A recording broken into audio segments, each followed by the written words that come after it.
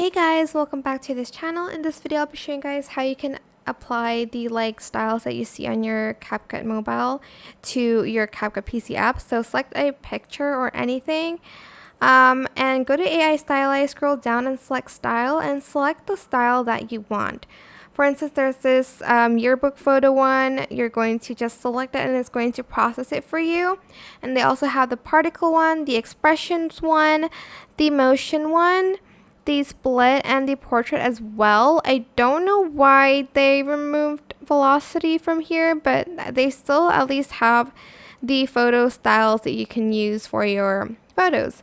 And that is it. I hope this tutorial was helpful for you guys. Don't forget to like, comment, share, and also subscribe to this channel if you haven't done that already. If you have any more questions, just leave it in the comment section down below. I will try my best to answer them all for you guys.